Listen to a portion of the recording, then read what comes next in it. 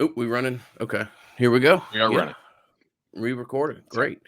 I didn't get Ingram out. Smith, Bud Elliott. Yeah, we're no show has started and show must go on. Ingram Smith, Bud Elliott, back again for another episode of the Nolecast. As always, we'll thank our friends, Louisiana Hot Sauce and Tarpon Cellars. Bud,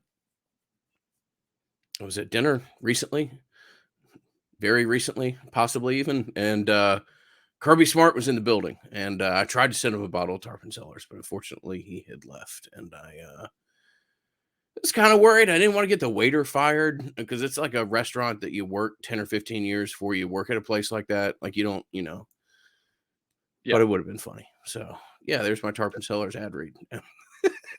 Tarpon Cellar.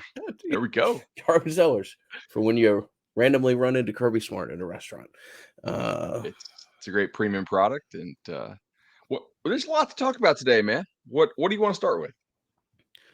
Um, let's start with Keon Coleman, just because that's fun and lets you live big, exciting dreams as to what this year could be and what your offense could ultimately look like. Um, I think it would be remiss for us not to talk about what transpired at Amelia Island. We're we're bringing on a little bit of help to help us behind the scenes, do some things, edit some shows. We're the Nolecast, and we kind of want this to be somewhat of a raw product, i.e., we pressed record for 16 seconds a second ago and didn't realize we were recording. But we like to hire talented young people who can help us. And long-winded way of saying, Bud, that the first thing I'm going to have this guy do is go back and cut up the podcast that we did either last August or last September, because I think we were way out in front of it. And what we were saying has kind of been the playbook that some of these ACC schools have decided that you probably can't get out of the GOR. Maybe you can internally dissolve the GOR. And when you started to hear stories 2 or 3 days ago that you had those 7 schools, I was very skeptical because of schools that were on the list and of schools that weren't. And particularly as I understand some of the linchpins in this process were listed on that as like, hey, open and perhaps has a place to go or something like that. However you want to read into the Magnificent Seven or whoever decided to phrase that in such a manner. Um, but it's going to be a fascinating thing to watch play out. And to be honest with you, I was a little confused from Florida State's messaging from where they went into these meetings and then what they exited them with. And I don't know if something transpired. And honestly, I enjoy talking about this subject matter because I have no inside knowledge. I don't talk, no one's going to talk to you about this issue. So I don't have to worry about, getting slapped on the wrist for saying something that I shouldn't or whatever else. Um, it's an interesting situation, and I don't think it is going to perhaps wrap up in as expedient a manner as maybe some were under the impression of 48 hours ago or something like that. So you're not believing that the Magnificent Seven are all ready to jump? I think that might have been like Magnificent. Yeah, Magnificent Seven. They looked into what it might take. Not that they're ready to all jump. I think that's where some of the confusion. And I understand people getting excited, and they tend to kind of believe what they want to believe as opposed to maybe what is actually happening. Um, Certainly, yes.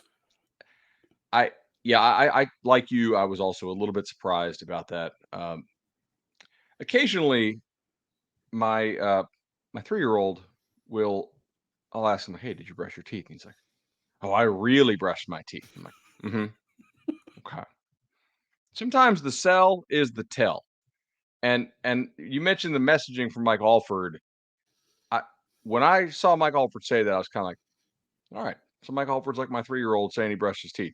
We're very thrilled to be in the ACC. It's Very thrilled. I thought the adverb there is the giveaway that it's BS, right? If he just said that we're thrilled, like very thrilled is sort of like, to me that was totally a tongue in cheek statement.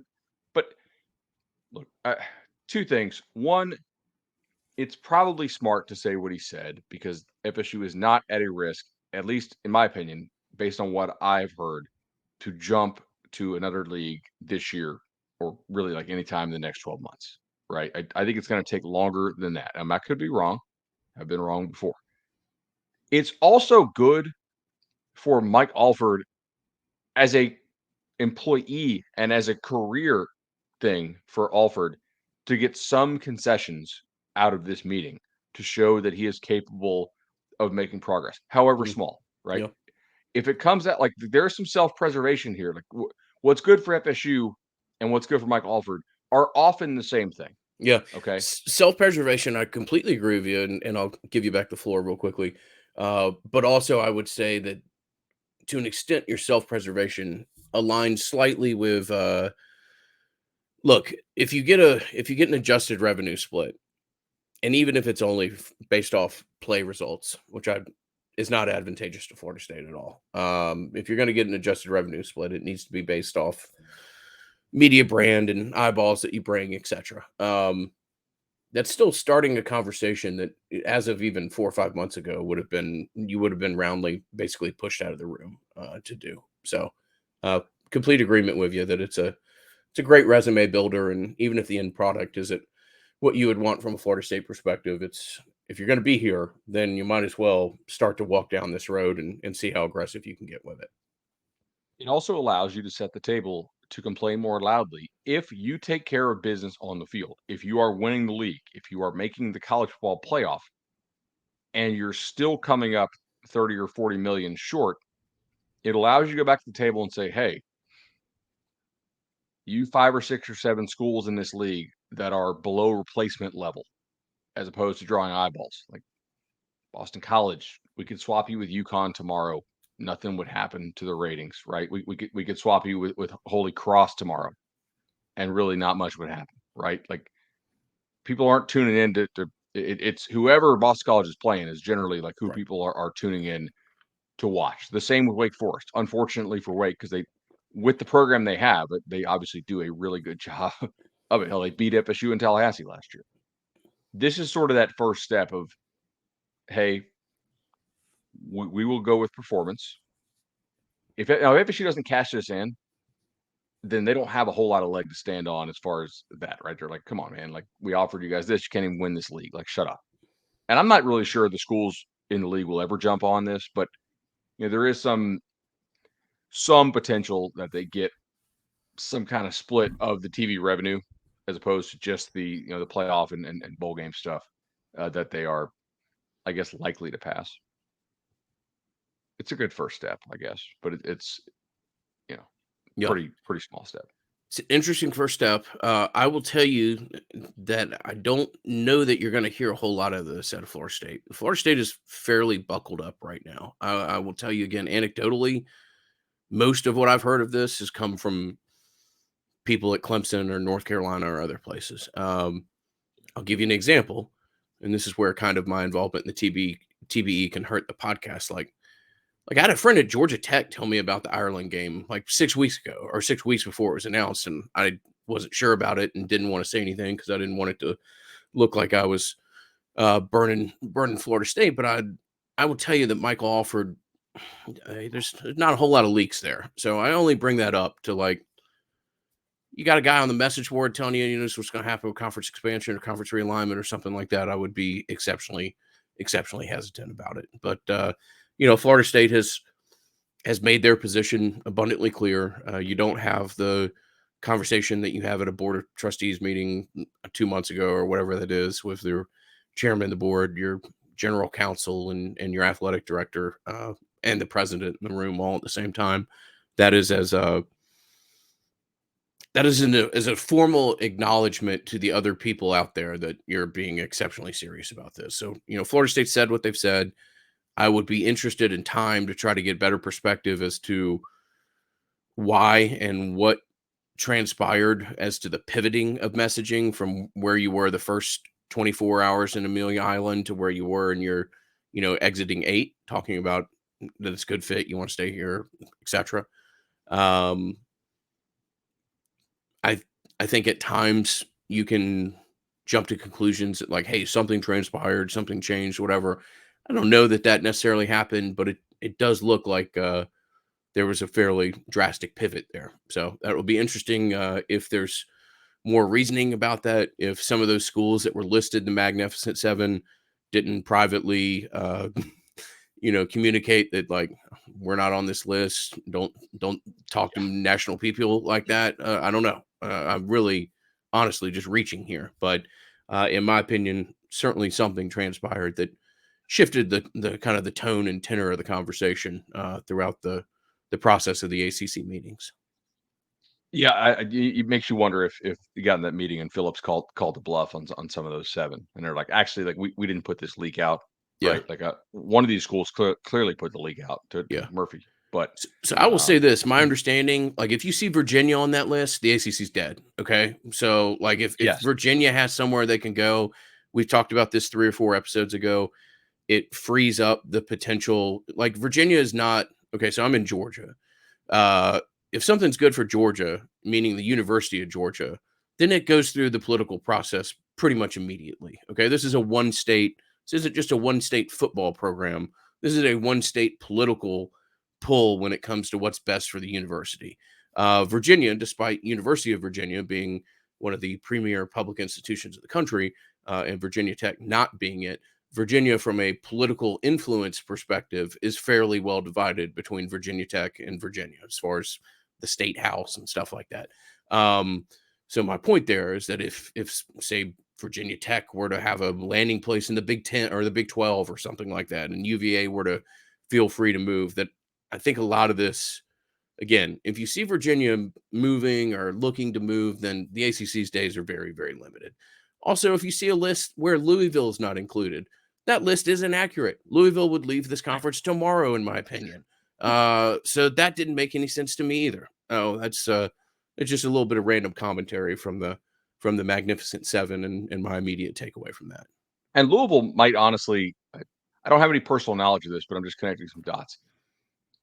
Louisville's a school that I could see if this whole thing disbanded, if they did not have a Big 10 or SEC spot, jumping to the Big 12. Be a great place for them. West Virginia, There are yeah, right. Virginia Gee, Tech West Virginia potentially. really Yeah, they want a dance partner. Yeah, exactly. So I totally agree with you on that. Like Pitt, I don't really know where they sit. They're a pretty good research university, obviously, and they are in the Northeast. Um, I do think that the most valuable property to a Big Ten or SEC is probably North Carolina because the way TV stuff matters. It's not really markets, but there are different fees that you get paid if you unlock a new state. hmm. So, and North Carolina obviously brings you football and basketball. I don't think they're way out ahead of like FSU or Clemson, but I think that they may be the one that's most coveted by both leagues. I would argue and say that's only the case for the SEC. I would say that if in the Big Right. Ten's eyes, Florida State is the most valuable property that's left on the board, outside Because they of don't maybe have Notre Florida yet. Dame, because Yeah. it opens up an entire new state, entire new region, and it gives you a better opportunity to recruit the most fertile recruiting ground in the country. So, um, I think that's fair. but yeah, no, I mean the idea even 10 or 12 years ago was that the Big Ten might take Virginia and North Carolina, and the SEC would potentially have an interest in North Carolina State and Virginia Tech. I don't believe that to be the case. I'm citing thoughts of a decade ago. I don't know that there's an athletic brand that has seen a more like deleterious decade on its impact and shine than what's transpired for Virginia Tech over the last 10 years. So the basketball program has done zero, and the football program that was kind of on the precipice in the late 90s of becoming a national power has not found its footing at all. Um, so I don't think anything like that would ever be in play again, but I'm more referencing your point to where the SEC was looking, will open up North Carolina and Virginia, etc. So it will be fascinating when that day comes. I just if you're a big fan of conference realignment or seeing Florida State land in a new conference, then maybe you did a little bit of EKG in over the last 72 hours or so. You're probably pretty excited come Tuesday evening, Wednesday morning, and perhaps a little deflated come Wednesday afternoon. So should we talk about inflating an offense, bud? The Yes. inflation Okay. of an offense. I just missed the last like 90 seconds that you said Yeah, because one of you my didn't miss AirPods anything, dog. apparently You died. you, you Okay. missed nothing. You vamped well? The listeners will confirm you missed zero. So we'll pivot over to Keon Coleman. Talk about the addition, what he means potentially to this offense. As always, we'll thank our friends Chad and Shannon of the legendary team 844 FSU Loan 844 FSU Loan. Shannon continues to crank out number of loans. There's nobody that's better in the business. I have a personal issue here that I'm going to talk to Shannon about either today or tomorrow. They are donating $250 for each loan closed to the Battle's End. So they are as passionate as Florida State athletic supporters, as evidenced by their support of this podcast and the Jeff Cameron Show and all the other things they do. But they are going to give, or have already begun the process of giving for each loan closed to support Florida State's NIL efforts. So again, the legendary team work with two guys that are as passionate about Florida State athletics and as talented in their field as there are out there. I've used them twice. Great dudes. By the way, I know they're going to listen this morning, or well, when we publish this. Uh, we're going to be at the Tampa Seminole Club block party. And they're like, hey, do your sponsors want to send along some merch to promote it? I'm sure they will. So, guys, this is this is our announcement that we're going to be doing that, and send us the merch, and we'll bring it over. Ingram's going to fly, so you could send it to my house, and you have my address because I've done 2 loans to you guys because I really trust y'all. All right. Uh, are you frozen or you're not frozen? Okay, cool. Just want to make sure my internet wasn't bugging here. I'm actually down in the guest room at my parents' house today. So uh, let's talk Keon Coleman. And I am very happy. I have been saying for a while, and I think for some time I was on an island that I would like to see a receiver. Let's go get a receiver. I don't know, man. Like, does the rest of this receiver room really scare you? Johnny Wilson need to have somebody who can make the opposition pay if you double Johnny, which I think based on his play last year, you probably should double Johnny. This is a little bit above my expectation as to what they were going to go get at the receiver position, man. This is a significant addition, somebody who I would expect to start immediately opposite of Johnny Wilson. I think it allows you to continue to bring along Kentron Portier at the right pace for him, and if he forces his way on the field still, awesome. And if he doesn't, like, you got to think that guy's a beast for you in 24 and 25. Let's take a look here at Keon Coleman. This is a player that FSU did recruit out of high school. They didn't get like super far with him, but still a guy that was a pretty legitimate player coming out of high school. He was a 90 for us on 24/7 Sports, and part of that COVID class. So, that's Mm-hmm. kind of a Yeah. weird way you end up at Michigan State. He was on the Michigan State basketball team as a freshman, which is he actually like a legitimately good basketball player? He's probably not a Michigan State level like starter, but He the was fact that you have athleticism, eighth or yeah, ninth in their rotation. I mean, which is at Michigan State is a Michigan State, hell yeah, of a that's a freaking statement. great Yeah. basketball program, Yeah. yeah. So there's some really fun stuff here. I think that this is absolutely a guy that is going to help you quite a bit. It makes this offense particularly a pain in the ass to defend.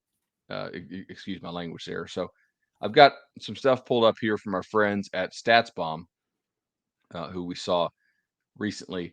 Let's go ahead and take a look at some things here that I really like. So if you look at his stat radar here, I don't know if you can see what I'm mousing over. Uh, this is the light green is him, and the dark green is the conference average among starters, right? So target share, I mean 24%. That's by far the most targeted guy on Michigan State's team. Depth of target is way above the norm. 13 yards depth of target is a player that they consistently throw the football down the field to. I think target separation here is very encouraging. I mean, he's 3.5 yards, 3.8 of target separation, which means he's creating a lot of separation for himself. That's an important thing I wanted to point out because if you just watch a lot of these highlights that were shared on Twitter, most of them were of him having contested catches, Mhm. right? But he's actually having quite a bit of target separation. If you look at the passing chart here, so purple is incomplete pass, dark green is touchdown pass, and just light green is completed pass. Red is interception. So you can see that Peyton Thorne, who was not a good player last year for Michigan State at the quarterback position, missed this guy a ton. Look at all these incomplete deep balls that were thrown to him, right? But there are also a pretty good number of passes in the intermediate areas. This is 20 to 30, where he did catch the ball. Comfortable running routes to both sides of the field. If you look at the snap distribution, he's a player who lined up on both sides, so he's not just a one side guy. So I feel like from a scheme fit, that's fine. They did send him in motion a pretty good bit. Here's the pass placement chart, right? All these ones that are empty are obviously incompletes. It's a lot of. I mean, he's 6'4" with a big old wingspan, but that's asking a lot. Yeah, that's a lot of misses. So yeah. Anyway, air yards relative to receiving yards, 515 of his 745 came through the air. So it's interesting to me. Like I like some of the highlights that he has with yards after the catch. I don't know why this was. Maybe because Michigan State's offense sucked, and because people gave him a lot of attention. But he was not a real big yards after the catch guy, and that's an area where I wonder if FSU can unlock some stuff here, man, because he is going to see more single coverage here than he saw at Michigan State. I think probably a lot more single coverage. So I'm interested. Like this guy who should be tough to tackle on screens if you want to throw him some right in the open field. I think he has a little more ability than the numbers show, and that's probably just it's hard to get yards after the catch if you're double teamed, oftentimes. So I'll be interested to watch that. He had quite a few chunk plays, 17, not a whole lot of explosive plays, and the difference there is sort of like that 15 to 25 or 25 plus. That's an area where I think he could unlock. If you look at it again, back to his chart, there are a decent number of, but he's a guy that's running a lot of routes to the outside. I think he could be a guy that can run the post for FSU too. I mean, you see a couple here. Very excited to watch that. He has 39 medium targets, 25 catches there, 21 deep targets, 9 catches there, only 25 short targets. So not a guy they were flipping the ball out to on screens a whole lot. Here, though, when we saw the stuff on Twitter, right, like the highlights people put out, he had 8 contested targets and caught 7 of them. That's where you see that basketball stuff. That's going up for that rebound and coming down with it. That is a really high rate. Anticipation. Yeah. Yeah. I mean, you're catching 7 of 8 contested targets. That's exceptional. I mean, that's pick your best contested, like a T. Higgins type thing, right? To use like a Clemson example, who's now on the Bengals, a really good contested target dude. And FSU is not a team that is afraid to throw one-on-ones. Some teams are like you got to be schemed open. The Noles are a team that will target you and throw one-on-ones. See also Johnny Wilson, right? So I would expect that Jordan will be cool with that. Drops. I mean, if we're being fair here, 7 drops is a decent bit, but he also had 85 targets, and you kind of know what you're going to get, right? But this is encouraging. Like this tells me he has good hands. This 7 of 8 drops tells me occasionally like the concentration can be cleaned up some. Yeah. I don't think those numbers really kind of square with having poor hands, personally. I don't have any actual data on his blocking on this. I will say this: teams tried to press him a lot, so he faced press coverage on 238 of his snaps. If you notice this, though, he was beating press coverage, and the amount of press coverage faced dropped off quite a bit. I mean, he was seeing 30s here. Akron obviously is probably not going to press anybody, but like Washington pressed him a lot. He caught some balls on them. Maryland actually, the corner he faced is Deonte Banks, who went in the first or second round of the draft. The corner he drew against Illinois was Devin Witherspoon, who went 5th overall in the draft, and they did not press him very much. And he actually achieved some decent separation in that game, and Michigan State at times struggled to get him the football. So I think this is a really excellent get for the Noles. Like the physicals match the production, and it just I was like, they need to find somebody who can kind of approximate what Pokey Wilson did, but I think they have legitimately upgraded on Yeah. Pokey Wilson, and Yeah. this makes them very dangerous.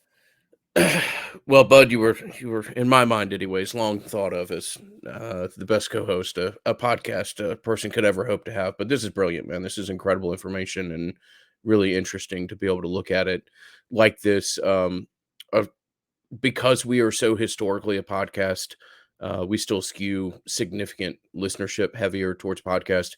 If you are listening to this, it's worth It's going to probably a YouTube. terrible audio It experience. it Yeah, is, but it's. I mean, there's Bud reads off numbers for this 10 is minutes. incredible information, and visually, it's very interesting to look at as well. I don't want to get too lost in this, but like if we just look at that passing chart down there, um, Yes. my immediate thought is like, what are the routes that Jordan throws best in your opinion? You know, you know where I'm going with this. I mean, like, You.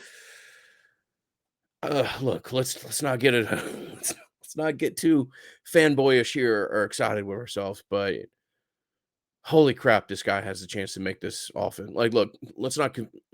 If you're listening to anybody and they try to tell you that Florida State's wide receivers are better than Ohio State or something like that, I'd I'd be very hesitant to enter into that equation. But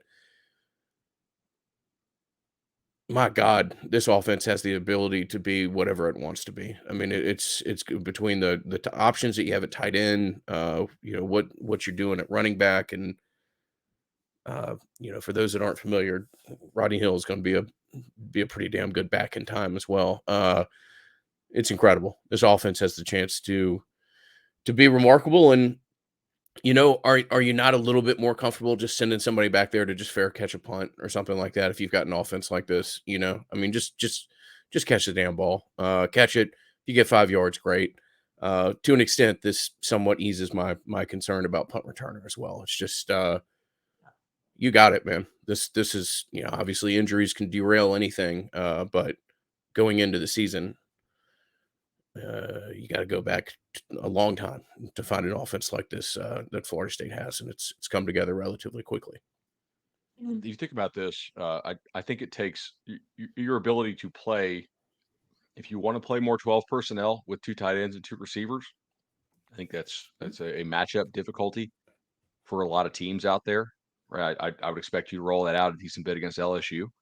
Um, oh, speaking of the LSU game, if you're Mike Norvell, you're like, Brian Kelly, you want to just play this game tomorrow? So Like, now, like don't tomorrow, don't don't yes, don't let all these new LSU defensive backs that are going to get there in the fall from the portal, like you guys don't need yeah, time to implement those dudes. Like let's just line up and play this thing tomorrow, and you know if somebody gets dinged up, cool. Like we'll just they got the all off season to heal up. Like let's just roll the ball out there and play. Like Mike's got to be just chomping at the bit, ready to go. Uh, yeah, man, I think the ability that he gives you to play different formations, I think this probably helps you in the red zone quite a bit. What are your real questions remaining for this offense? Like as far as regular season schedule, I guess we are still waiting to see what will become of the slot position, right? Is maybe a fair one to ask, but I'm hmm not really worried about that. You don't need to be running a lot of four wide stuff given what you have at the tight end position.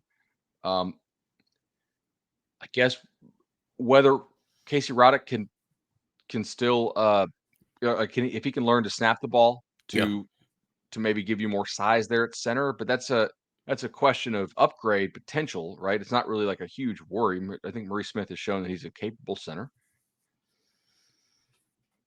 I mean, yeah. I mean, can you run the ball in downs that are, you know, predictable? And look, that's a challenge for almost any offense out there. So, but that's the only question left about this offense, in my opinion. You know, can you yeah, when it's third and 1.5, can you pick up two running behind, you know, between the guard and tackle?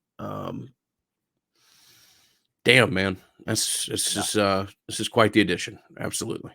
it helps you a whole lot. Like they're really going for it. Obviously, I saw you have to send out quite a few battles and membership cards, dude. Yes, man, we've Those are been fancy.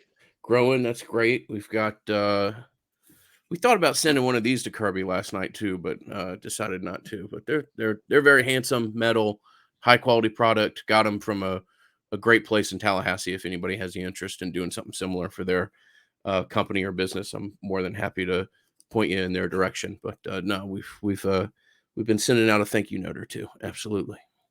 Maybe that company that you got it from needs some congruity. They might need some Yeah. congruity. I will say, and I've been mentioning this, referencing this, but the Battle's End is officially becoming a congruity congruity partner as of June 1st. So something that I'm very much looking forward to, and it's not the first time that I've pointed a business in Matt Lewis's way. I can promise you, and will continue to do so. So congruityhr.com. Congruity is look, they've been brilliant for our small, humble business here. They're, I think, either at 12 or 13, maybe now, of Florida State businesses. And there's no better Noel to work with than Matt Lewis, I can assure you. So thank you to he and his team for the support that they give the Nolecast. Oh, also, I have some more fun stats here if we want to talk more Keon Coleman fun stats, which I'll read these off just for the listeners at home. Uh, this is fun. Catch rate over expected, 5%. League average, 1%. So that, I think, plays very well if you're 5x the league average on your catch rate over expected. That's generally pretty good. Catch rate overall, 64%, 63% for the league. So basically the same. Uh, which I think that's kind of where we talk about, right? Like this guy's making difficult catches. If they can get him to make it a little more easier, like there's the routine catch a little more, then that becomes an extremely dangerous weapon. Receiving success rate. So that's basically how often was the play successful when you caught the ball. 56%. That's quite strong. League average of 50%. What else? Uh, Receiving explosive rate.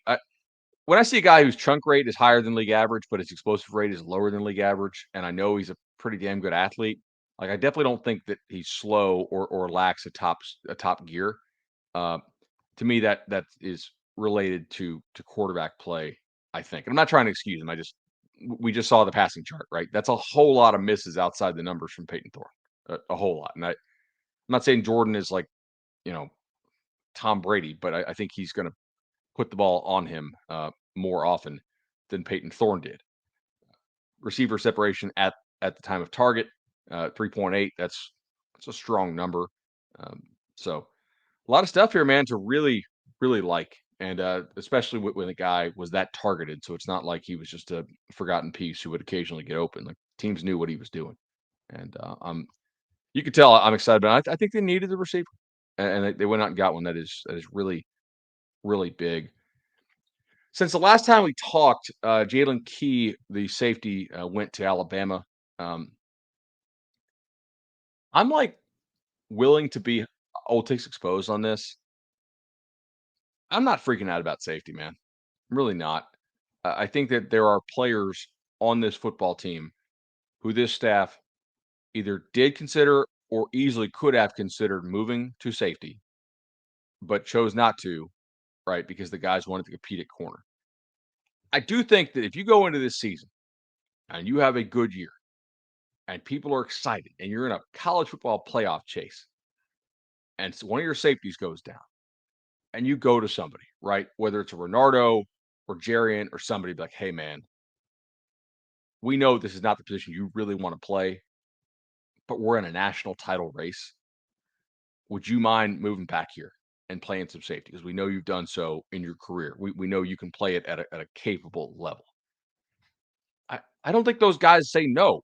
At the worst case, it showcases the versatility for them if they happen to be draftable prospects. So for me, it's not ideal to not bring in another safety. Obviously, the JUCO kid, but I think if the season goes how you want it to go and your safety goes down, I think one of those guys would move. I don't think they're gonna be like, no, man, like I refuse to move off corner and not help the football team. You're muted, by the way. I think safety is just a position that takes care of itself. Whether it's a player move in season, as you referenced, you still have time if a graduate transfer or something like that Yeah. comes up. I don't, you know, uh, I'm not like taking away from the player that Key is, and legitimately hope he has a great time in Tuscaloosa, and hard to fault anybody for choosing to go, get coached by Nick Saban. Um, I don't think we sit here in October or November and say, Florida State didn't hit their benchmarks or their wants this year because of what transpired, and they didn't have a high quality enough backup safety. Okay, um, that situation will work itself out. I tend to agree there. And The not as receiver. though Oh, sorry. anyone either chooses between the two, but dog, Keon Coleman was the best player left in the portal by a mile. And Keon Yes. Coleman goes and wins you football games. Okay. Like football's changed slightly, but like, how did Alabama lose their games for like a 6 or 7 year stretch there, bud?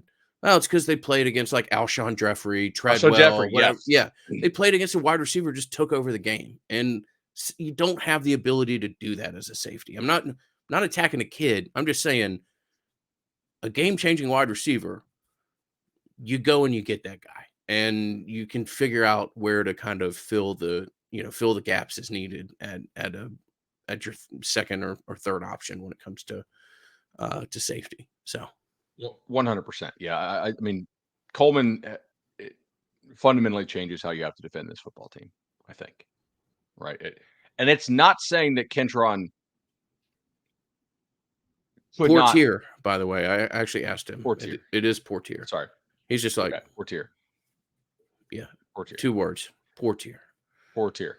Because All I right. get everybody's It's not- name right all the time, dog. 100%.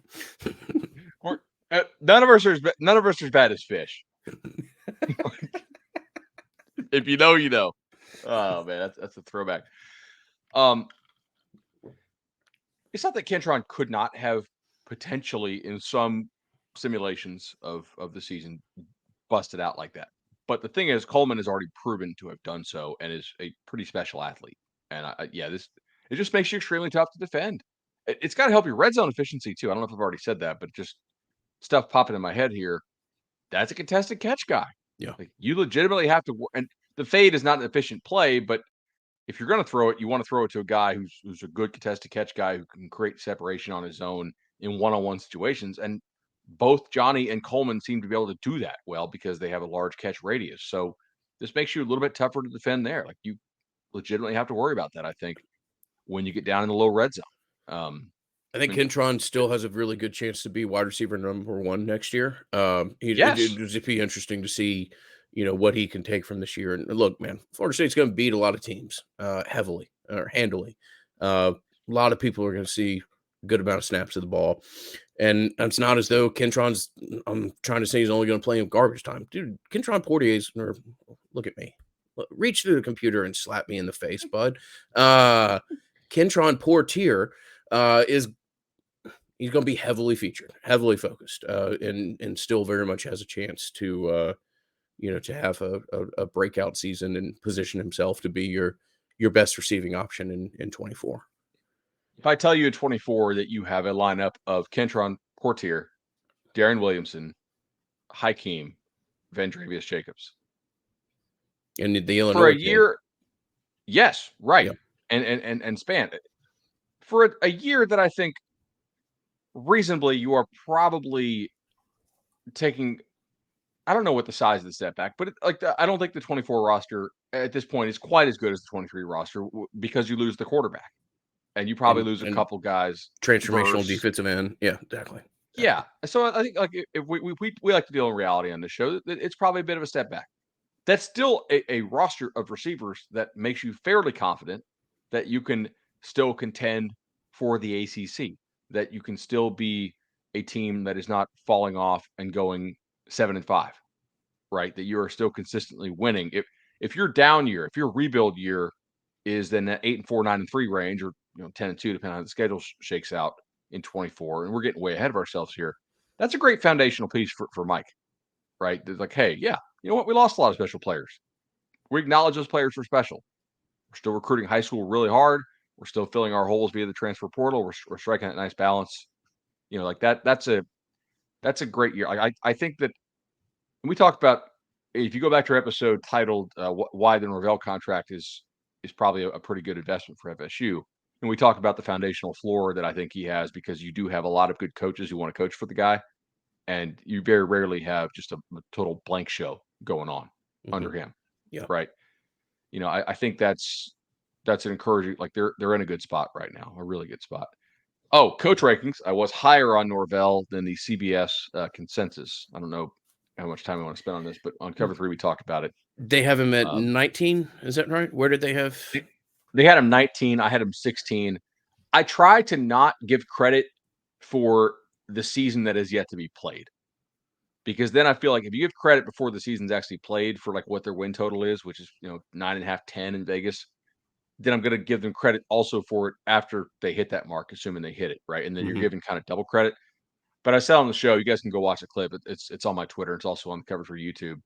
It's like, look, if they go out there and they win 10 games again, and the high school recruiting ticks up like it looks like it is, obviously commensurate with the level of effort being put in, the level of support being put in, the NIL opportunities, of course, that are available to market yourself in Tallahassee, and just like the fact that players notice you're winning and sending guys to the league, then I'm going to have him squarely in my top 10 because he did get to a BCS game at Memphis, right? Like I think there's a real opportunity there to move up more. But I, man, I think they're in really good hands right now. This is going well. Um, I think they should be the conference favorite, by the way. I mean, they are in some books. To me, Dabo's taken like I get on this staff a little bit because I want to see them recruit high school slightly better, and I think they're much fewer criticisms now because they are doing so much better in it. Mhm. Isn't Dabo taking some gambles not using the portal? Like you're telling me that roster doesn't need any help anywhere? Yeah, yeah, it's an That's interesting it. philosophical, "I'm gonna stick to my guns, damn it," type of position from Dabo, which is very Dabo-esque, and, Dabo's one of the guys that can, full-heartedly sing Frank Sinatra's "I Did It My Way" at some point in his career, because damn if he didn't, but we'll see, man. We'll see, and it So certainly feels as though Clemson has done incredible things and has taken that program to a level of consistency that I didn't think had within it. Doesn't feel like that level of consistency is going to be as sustainable as it has been for multiple different reasons. it's a lot different when you don't have a generational quarterback, and we'll see what Kate Klubnik is. But if Mike and Dabo are playing golf, right, it's almost like Dabo got up and he pressed, and all those young corners like Wake Forest torched last year, and getting Keon Coleman's like Mike hitting it, just piping it 350 down the middle. Is like, all right, man. Like you believe in your guys. You didn't take anybody in the portal. We got reinforcements coming, type thing. So I'm very curious to see. Like I dropped Dabo a little bit in my rankings. I had him 7th, which is the second lowest of anybody to recently win a national title. Jimbo I had dropped to 22nd because I'm just concerned about the quality of coach he's able to attract now. Adazio, Durkin, Petrino, like that's the best you can get with, like unlimited funds. What does that say about who wants to come work for you? By the way, on a really positive note, I know we talked about this on the show a lot. Carter Carls, who was covering FSU, he's a Texas A&M grad. He is now running our Texas A&M 247 site, I Gig'em saw that. 247. Saw Did that. you see this? This is This is great, great. man. This is great. Um, By the way, so Ethan's a pretty damn good kicker too. Like it wouldn't shock me to see really, him kicking for, I don't know if it's going to be Florida State, but I think he'll kick in college, assuming that he continues to go well. It's cool, man. Ethan and Trey were young dudes during their time, and certainly were embraced by the Florida State fan base. And Trey went on to be a nice little quarterback for himself and played college ball up in Tennessee. And Ethan, the story that we're about to reference is that it sounds like Ethan could, within 2 to 4 years, potentially be cleared of Fancomia anemia, which, dog, when they did that press conference 13, 14 years ago, whatever it was, I don't think anybody in that room thought that that's what the ending of the story would be. So that remarkable and incredible. 2 to 4 years, said he starts gene replacement therapy in June. So fantastic there, man. That is really, really awesome. Other coaches in our league, I put Mario at 19, which was 20 spots higher than the consensus. And my thought on that is basically this: he is what he is. Mhm. Nobody's like, oh, what a great coaching job at Oregon. What tremendous schemery, right? Like that's a guy I love working for. Schemer. No, Yeah. Schemer. Okay, that Yeah. yeah. I think he pushes his coaches harder in recruiting than any coach in America, Mhm. and he does get great results with that. Like, but it's extremely recruiting based ranking here. Like he wins because he gets better players than you, oftentimes and along the lines of scrimmage. And last year's recruiting class, he did that. Mhm. The guys they signed across the board already, like on the D line, O line, look like hits. I mean, I Mhm. think Bain's going to play a lot for them this year. Both tackles are likely to be like immediate players. Maui Go is almost certainly going to start. If the recruiting drops off, though, then I have to drop the ranking like a rock because there's Mhm. not a whole lot. Like I think the floor that Mike offers you is higher because I think he has a lot of guys who want to coach for him. You know, um, and because I almost always trust Mike's teams to score points generally. You know, within reason. Like if you have no 2 years ago, FSU had like the worst receivers in the conference. So this is considerably better. Remember the Kenny Willingham press Yes. conference we did, and Remember that quite well. Yes. the Adam Fuller truth. That was the year of, why don't they just keep repeating the script? Well, it doesn't work like that, guys, unfortunately. But yeah, that was wild. That was wild. My, how things have Um, changed. indeed. What else do we have that we can talk about? They are they announced we've known about this for a while, but they wanted to put it on social media. They announced the mega camp down there. Last year they did it at FIU. This year they're going to partner with FAU, which is Tom Herman's now at FAU. Pretty loaded team, by the way, Mhm. at FAU. So that's pretty cool. And they are doing that's a satellite camp, and they're still doing the mega camp and the elite camp in June in Tallahassee. It's an exciting time, man. You gonna be up there for But that one? I am, yeah. So I have a pretty busy schedule that time of year. I am going. So I have, yeah. I'll be in Boca for the FAU one, and then I have 2 days off. I have to shoot the summer school series, which I am worn down from that. We shot 30 in the last 10 days, and that's a whole lot of podcast episodes to put in the can. But I'm gonna play dad, man. Some in June and July. Like having that many episodes done. Like Danny Cannell's got to go do like mini camp OTAs for like so have episodes we can run on cover three. I'm like take my kids to the museum, and Yeah. like we're gonna go to the park more, just kind of more fuller off days where I don't have to like be in there for production meetings and stuff Mhm. because we did 75 episodes and got them canned and so I'm doing that and then I'll be in Tallahassee and then I think I got 1 day off and then I'm going to Elite 11 uh, out in Cali. So I'll get to see Luke out Yeah. there and see how he competes. You saw Georgia got Raiola. I most certainly Um, did. Yes. Um, I think that's overall a positive for the recruitment of Chrome and Hoke, right? Like I don't think Chrome and Hoke's going anywhere anyway, personally, but like it's never great to have the two-time defending national champion sitting out there with in-state an school. elite Yeah. quarterback in their own state. Yeah, yeah. Absolutely.